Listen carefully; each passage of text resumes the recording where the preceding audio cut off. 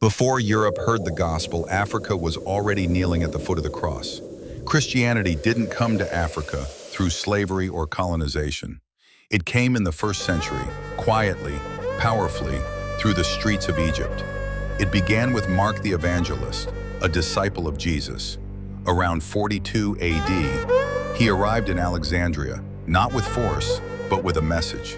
He planted a church, and it grew. Africans embraced the faith. They prayed in Coptic, copied the scriptures by hand, carved crosses, built churches, sang hymns that echoed through the deserts. This wasn't a foreign religion, it became African. The faith spread west to Carthage, in modern-day Tunisia. There, a bold thinker named Tertullian emerged. He wrote theology in Latin and challenged Roman ideas. Then came Cyprian, a bishop and martyr, who led with wisdom and died with courage. In Algeria, another voice rose, Augustine of Hippo, a philosopher, a theologian. He wrote Confessions, one of Christianity's greatest works. And yes, he was African. By the 3rd century, North Africa had become a center of Christian life. Not a side note, a stronghold. Far from the coast, in the highlands of Ethiopia, something remarkable happened. A young man named Frumentius was shipwrecked, enslaved, then freed. He stayed, shared the gospel, and became a bishop. Around 330 AD, the king of Aksum accepted the faith, making Ethiopia the first Christian nation in the world.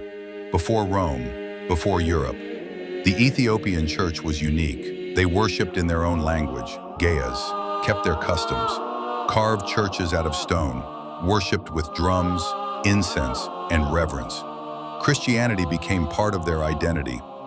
Further south in Nubia, today's Sudan, Christianity thrived. From the 5th century, kingdoms like Makuria and Aladia embraced the gospel. They built cathedrals, traded with Egypt, and defended their faith for centuries. But the 7th century brought a storm. Islam swept across North Africa. Churches were destroyed. Many believers were killed or forced to convert.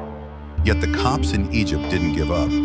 The Ethiopians retreated to the mountains. The faith went underground, but it survived.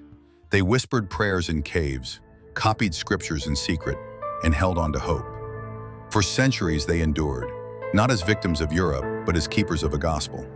And here's the truth rarely told. Christianity is not foreign to Africa.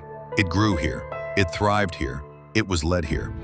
Africa gave the church early thinkers, great theologians, and the world's first Christian kingdom.